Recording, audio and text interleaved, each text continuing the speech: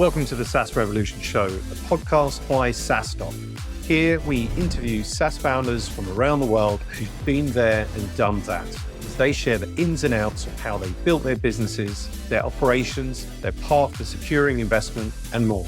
Our mission with the podcast is to help you, the founder, learn how to scale your SaaS, maintain your well-being, and navigate the complexities of this ever-changing industry. I'm your host, Alex Theuma, and together we'll explore the good, the bad, and the ugly in the journey to SaaS success.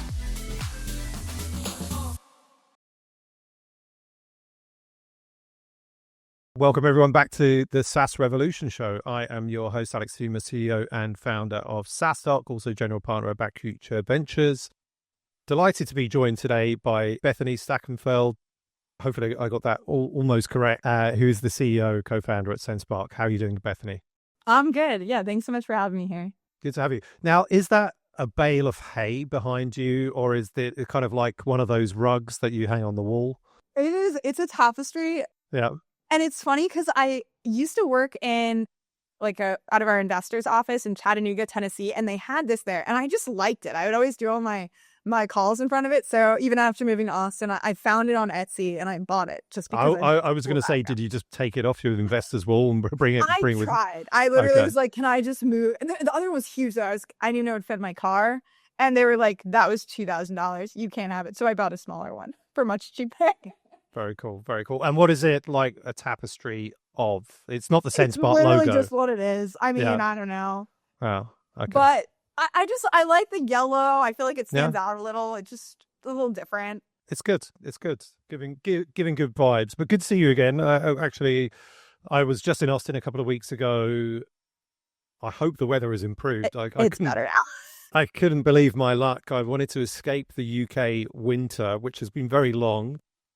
I mean, that wasn't the reason. I didn't come to escape the UK winter, but I just thought it was an added benefit because it's great weather always in Austin. So I packed for my shorts and T-shirts, and then I came to Austin, and the next day I woke up and I saw the weather forecast and it was freezing temperatures, and I was like, oh, just my luck. So I didn't see any sun then, but I just feel it's improved at the moment. It is better. Yeah, you came at literally the coldest day of the winter. So Thank you for bringing London winter with you. I think it's just following me at the moment. But good to see you. We had a great CEO dinner at the Everly. Good to connect with the local Austin SaaS founders ahead of SaaStock USA sort of this May. And they're great to have you on the podcast for the first time as well. So we're really looking forward to learning even more about you and the Sendspark journey as well. But so let's start with learning a little bit more about yourself and, with the question, who is Bethany Stachenfeld? Who is Bethany? What a deep question to start. Well, right now I feel like I am my company. So I've been working on Sendspark now for over 5 years. My background's in marketing, so I built a video tool that is kind of a marketer's dream in a way. I'm living in Austin, Texas, and I'm from the Northeast, from New Jersey. From New Jersey. What brought you to Austin? The sunshine? It was mostly the sunshine.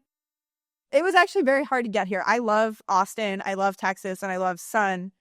I'm married to someone who is in medical school, so I had to have him match into residency here so he could move here. But luckily, he's very competent and got in, and we could move out here. And like the tech scene, or maybe has been growing somewhat in Austin. I don't know if it's because of COVID and people decided that they didn't have to be in New York or SF anymore, and they wanted the majority better weather. But yeah, how do you view it at the moment and your, let's say, SaaS ecosystem or fellow ecosystem of CEOs? Is it thriving? Is it valuable for you? Yeah, I actually think Austin could be the best. Am I very biased? But it could be the best ecosystem for SaaS founders because San Francisco is the best founder ecosystem for sure. But a lot of that is deep tech or, AI, more technical things. But I think if you come to Austin, it's also where a lot of big companies will have their sales departments here. And so if you're building for sales tech or just B2B SaaS, there's actually an amazing community, and the concentration of people doing that is very, very high. And then people will also come in for it. So that's part of the reason. I spent a lot of time in San Francisco. especially when we're like fundraising or you just kind of want to be around a lot of different minds. But, in New York, you have a concentration of everyone. So it's not just one thing, but I think Austin's very like high concentration B2B SaaS startups and founders. And so it makes it really fun to build here with other people who are building similar, in a similar space and can use each other's products and all that. Yeah. Yeah. I mean, look, we found Austin and probably even like broadly in Texas that certainly like Houston, it feels, and San Antonio, it feels like there's a good SaaS ecosystem around Texas. We could probably fill the SaaStock conference just with folks in Texas.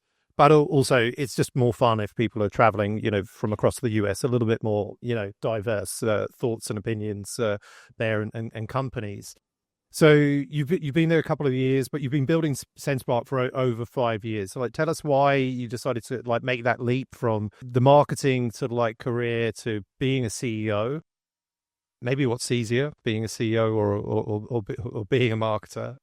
But I guess also you've got an advantage now. You're a CEO that knows marketing well, which is definitely an advantage. But yeah, I'll pause there. Yeah, it's funny because my co-founder just sent out like a thing, and I've seen it before, and this kind of lives in my head of like, we started the company not because it was easy, but because we thought it would be easy. And I think there's so many people that feel that way. You're like, oh, this will be so easy, let me just do it. And then you get into it, you're like, actually, there's a lot more to this that I didn't realize. But I mean, personally, I love the journey. I think it's been, in a way, we can talk about some of the problems and challenges, but all of it's just makes life interesting. So I think I was really drawn to that.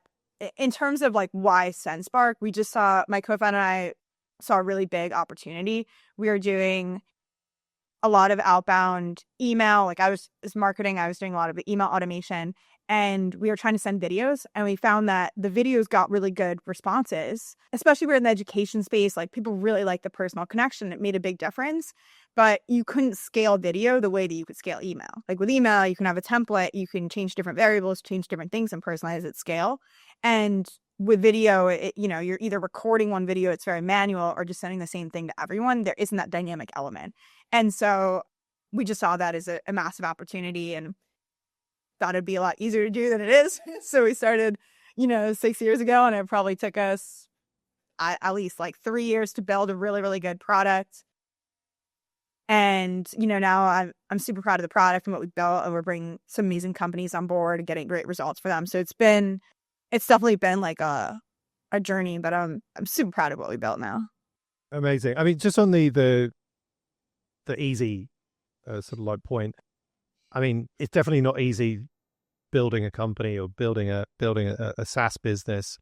I think being a CEO it's never easy, right? I mean, there's always constant issues that we have to deal with. I got inspired actually by one of the speakers who's coming to SaaStock USA, who's the founding CEO of Guidewire, and he's now at Battery Ventures, and he's got a great talk. I don't know if you've seen it, but I can send it to you, where he talks about, it's not necessarily a concept, but he uses the word sort of more mountain, and he's explaining the story that effectively he's talking to his team. It's okay, what we're doing, I don't know, on a daily basis, is we're digging through a mountain, right? And it's that hard.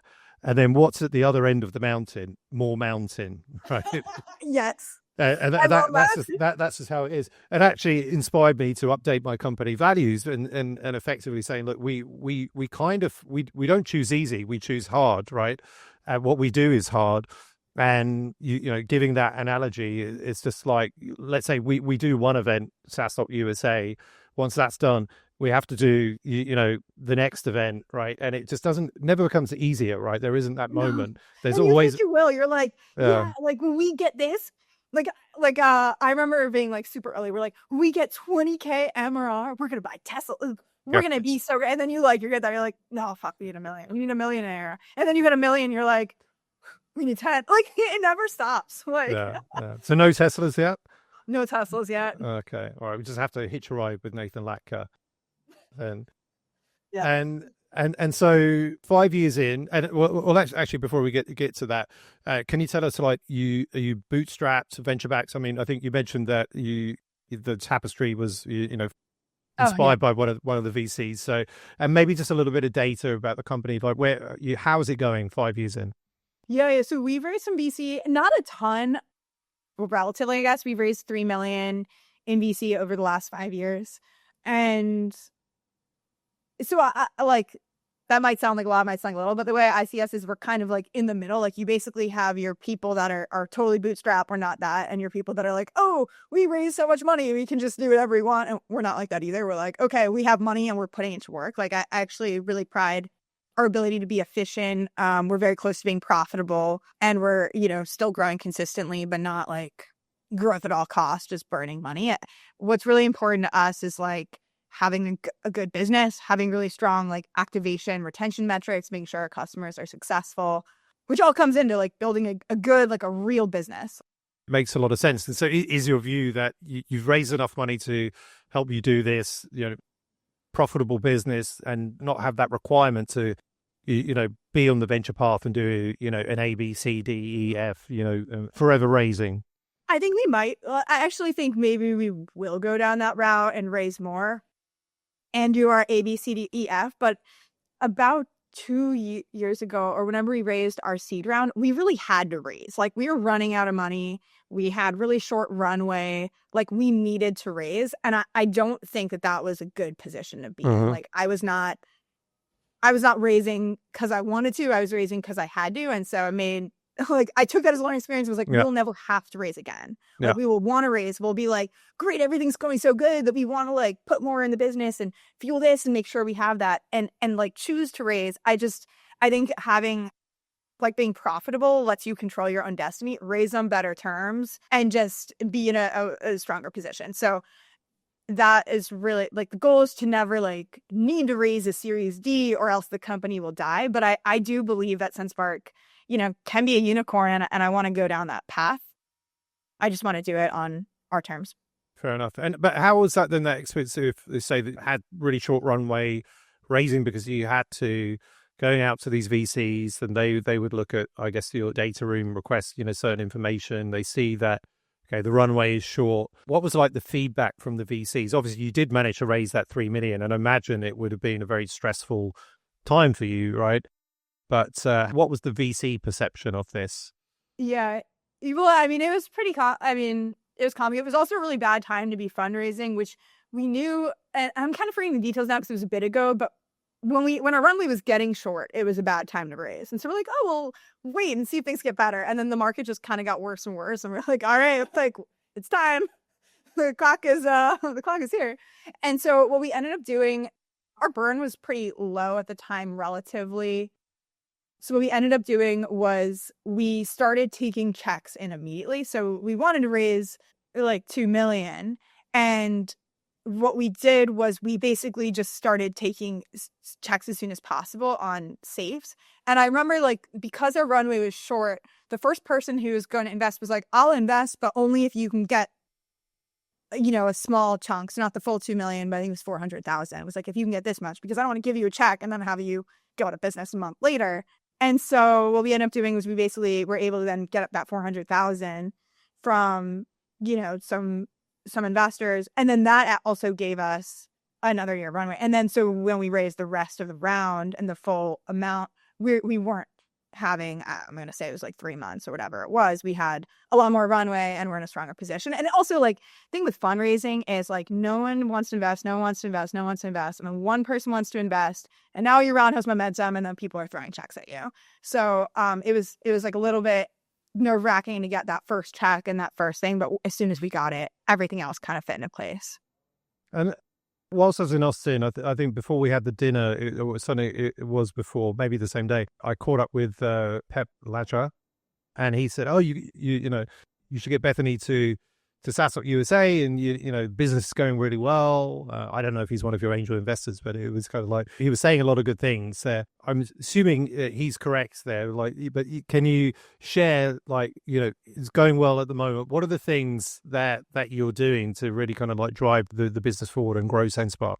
The biggest thing that we did that set us on a really strong path was building a feature that was really, really different and really, really better than our competitor. For us, that was like the ability to clone your videos at scale, like clone yourself and scale videos with AI. So you can record one and then, personalize it for hundreds or thousands of people. But I think just as a general concept for founders listening to this, it was just being really different. I think early on, we were getting a lot of feedback that people were asking us to build features that were similar to our competitors, so we kept doing that. But if you're not like really different, it doesn't matter that you have the same features. People are still going to use your competitor because they've known them longer, whatever. So we kind of made the decision to say, hey, like we're going to put parity on hold and just really focus on differentiation. What is something that like marketers really need at scale, that Loom drops the ball on, that other companies drop the ball at, and let's like be the absolute best at that. So we basically niched down, and then and that just had so many benefits. Like then we were able to like give us a really strong brand direction, and we were able to build a brand for ourselves as being the absolute best at personalized video at scale.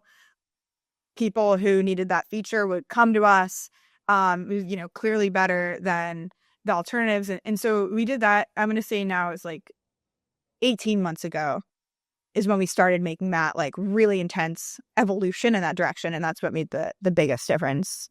No, I love that. And I think there is, I'm sure many of the founders are listening and, they've heard this before, but really to try and find, that one thing that you can be the best in the world on and like double down on that. Too often that doesn't happen. And, I think it's very hard, like for a lot, because of the market is saturated, to see like, how do we differentiate? And, this company's got this feature, so we should have it, and so on and so forth. But I love that you've done that, and it's working out.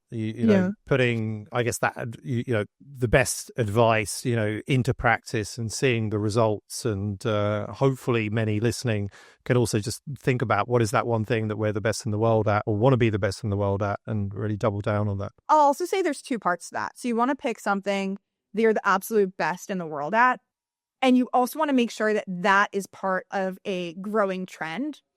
And so now you're an integral part of that trend and really differentiated. So with us, we're able to really be part of the AI trend, which is big, but also be part of the go-to-market engineer trend. And the shift to, people in outbound roles trying to do more at scale. And so we're able to like put ourselves in that as the best tool for that. And I think those are too important, because you don't want to be the best in the world at something that like no one cares about, or is small, or worse is like a shrinking market. You want to be part of the trend and really get at that.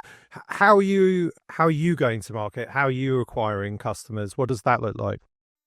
We're doing a lot of different things. Also, we never raised a ton of funding, right? So like we don't have a huge team.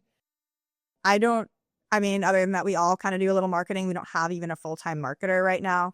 But some of the things we're doing are, we do a lot of outbound, and we do a lot of, part of the trend of like signal-based selling or inbound-led outbound or something, where it's like we're doing a lot of cold email, cold video, but we really try to like reach out based on intent and monitor that at scale, using tools to monitor social or, different shifts, so that we can reach out to the right people at the right time with the right message. We do. What tools are you using? So we talked about intent there. What are you using there, if you're happy to share? Yeah, for intent, we're using Clay for a lot of things to track like just different things or behavior on the web. We also do a lot of LinkedIn monitoring. So we use Trigify to monitor certain like topics. We use Expandy to like scrape people who engage with certain posts or follow certain brands or attend certain events, things like that. And that's like what's going on in the world. And then we're like, all right, well, maybe no one else has a good post or good event, so we'll create our own too. But part of that is like part one of our strategy that's going to be following up and sending, great emails and videos. So we'll also do our own webinars, or we have a lot of people on the team posting on LinkedIn, posting on other channels, posting on YouTube to try to drive like more inbound. And then specifically for things that we know we're really good at, that we can follow up with. We haven't done a ton of ads or SEO just because we have a small team. I'd like to do more of that. And then we also try to do a lot of partnerships too, because it's part of our product, right? You're always sending the videos and emailing to other tools. So we'll work with other brands. And I imagine, I don't know if you call it drinking your own champagne in the US. In England, often we say eating your own dog food. It probably sounds a bit better, drinking your own champagne, but with your outbound emails, you're using Sendspark a lot. Yeah, of course. We have a video and pretty much in at least every email campaign, maybe not every single email in the campaign, but it's a lot of videos. I mean, it's cool because then you look at the results and it's always like what email in this sequence is getting the most clicks and the most replies. Like it's always the one with the video. Is there like any data or stats that you can kind of share around that? So like you send an email without the Sendspark video and the one that you do, and how does that compare? Yeah. So if we're sending a sequence, like we'll usually do like first email, like no video, and then follow up with a video. And then another one that's kind of like no video. And then the last one that's not a personalized video, but just like a link to a case study or something. Like it's maybe video content, but it's not like AI personalized for you. So that's like a common 4-step sequence we have. And you can see that usually the second email with a personalized video will have, a ton more clicks because people are clicking to watch the video, but we'll often have like twice or maybe even 3 times as many replies as the first one. And then often the one at the end that has the case study video will have a lot of clicks, but not necessarily a ton of replies. But I think it's still good, like intent signal to say like, maybe not ready now, but like they're looking at the case study, they're kind of vaguely interested. And then sometimes we'll follow up or send like a personal LinkedIn DM after people watch, if people are watching the video and don't click. And I think that's a great way to use video is, sometimes it's a hard sell, but other times they're just sending something kind of helpful. And then seeing if someone clicks and then following it from there to be like, oh, what about that was interesting to you? And you can kind of learn a lot, even if they're not ready to buy right then. Earlier you mentioned that there's always a lot of issues. Like, okay, we talked about it's not as easy as we think, right? And there are always issues when we're building a business, growing a business, scaling a business, being a CEO. If thinking about like 2025, maybe, and like some of the challenges that you have thought about, and like how do we overcome these to really kind of grow and scale the business? Like, can you share maybe kind of like 1 or 2 of these? Like, what are the challenges and how you're like looking to overcome these? I think some challenges are that things are just changing. Things always change. It's not like a new challenge, but I think when doing any type of, like when it comes to selling a sales tool, our goal is that our customers are able to sell with a tool. Like that's all that matters to us is like, how are we helping our customers win? And sales practices, tactics, et cetera, it continues to evolve. And it always will, because like once you do something a lot, it kind of stops being effective and you have to be on to the next thing. So, we're always trying to figure out like what is coming next and how do we build for that now? I think one of the things that's been kind of in motion that we saw coming and is now getting to be really important is reaching out to people based on actions they take and intent and not just like cold prospecting.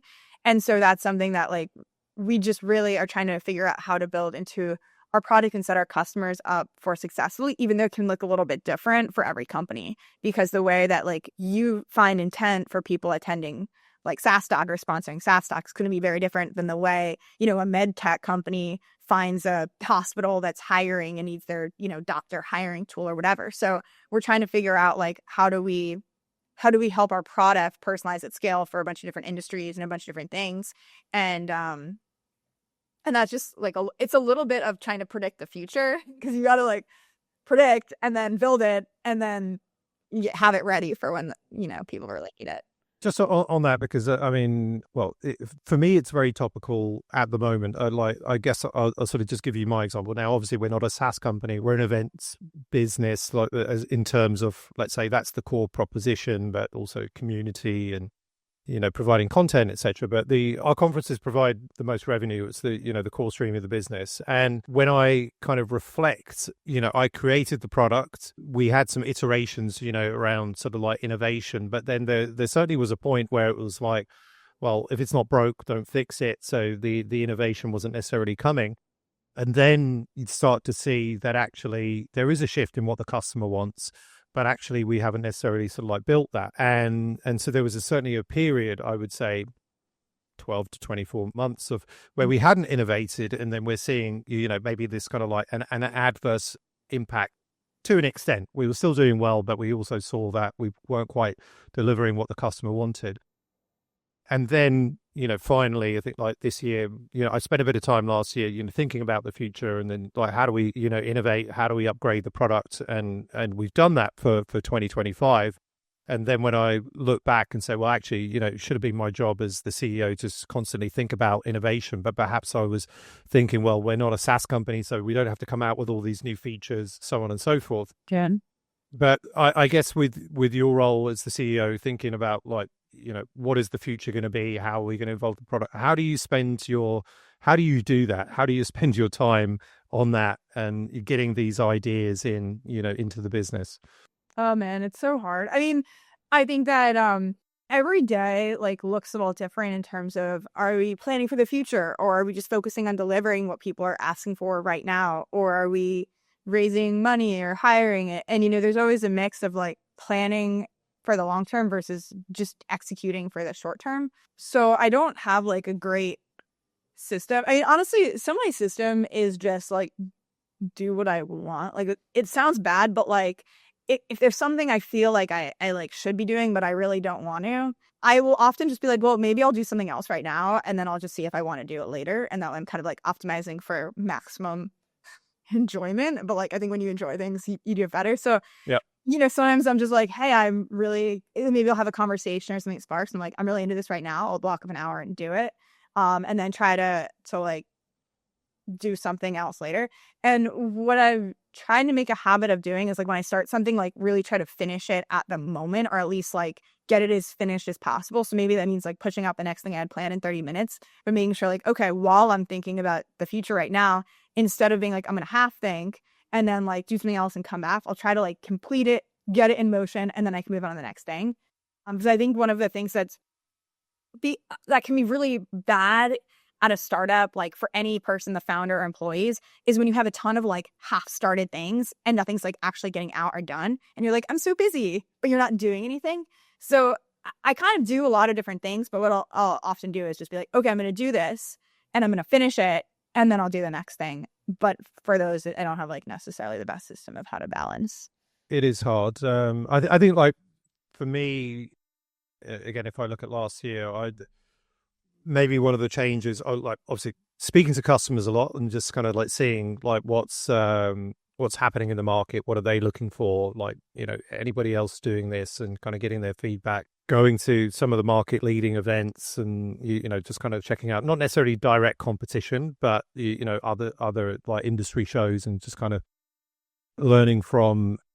And then I think, just spending a bit more time thinking about innovation and just kind of changing that mindset of if it's not broke, don't fix it. Because I think then if you're not innovating and not changing for the future, then it will come a point where it comes back to bite you. Yeah. So last year, Sendspark entered the SaaStock USA pitch competition, and you guys got to the final. Unfortunately, didn't win, but you were in the final three. I think, out of initially 100 companies and then 50, at the conference. So it's a pretty good achievement. What maybe for those that are listening, I guess kind of early stage, because you have to be pre-seed, thinking about potentially, applying to the pitch competition at SaaStock USA this year in May. Any good advice, lessons, learnings that you had from that that you can share? I think when it comes to pitching, what's hard is cutting things out. You want to tell a story that people 100% understand and can get excited about. And I think as a founder, sometimes you're but there's so much more. And it doesn't matter, because people can't understand everything in a 3-minute pitch. So you really have to distill, what do you want people to remember and take away? And I think the best pitches are the ones that are really simple, but still showcase why it's really exciting, why your customers love your product, why what you are building needs to exist in the world. So try to just cut it out and get it to a third grade comprehension level. And your audience is not an expert in your space. They're just going to be excited by what you're building if you can share that. Yep. Yeah. Awesome. Just a couple of final questions, Bethany. So I guess just we spoke about Austin, it's sort of booming in SaaS or SaaStock, and that's great. And then part of the reason that SaaStock USA is there. But if you're coming from out of town and there's one thing that you've got to do when in Austin for SaaStock USA, what is it? What's your recommendation? Top tip? You can do tips, but top tip. Top tip, I just go out with the people after the conference. doesn't matter what. Like, yeah, you should eat barbecue, you should do all these things. But I mean, people are coming from all over the world and from within Austin. There's great people here. So just try to go out and meet as many people as you can and just have a good time. Don't try to sell your product so hard. It'll sell itself naturally. Just try to have fun with all the people there. Yeah. Well, you can't not have fun in Austin, I think, but not only because it is a great fun city, but I think just generally, like, all the people seem super cool there and very friendly, and SaaStock brings a great crowd, I think so. And so, Beth, if people want to reach out to you, I mean, if people are coming to SaaStock USA, they'll get to meet you in person and not sell their product to you, but maybe just get to know you a little bit better, say that they listen to the podcast and it helped them. But if they want to reach out to you before then, how can they do it? And yeah, either by email. My email is bethany@sendspark.com. Send a video, spark conversation, send spark. And LinkedIn. I'm on LinkedIn. I'm the only Bethany Stachenfeld as far as I know, so you can find me there. Awesome. Great stuff. Well, thank you so much for being on the show today. Looking forward to seeing you in May with better weather. I mean, it's guaranteed, right? Mid-May. Unless we have like a tornado. Yeah. Well, unless I come, and then I'll just bring something with me, but no, that won't happen. But looking forward to it. Thank you so much. And we'll see you in May at SaaStock USA. Awesome. See you there. Thanks.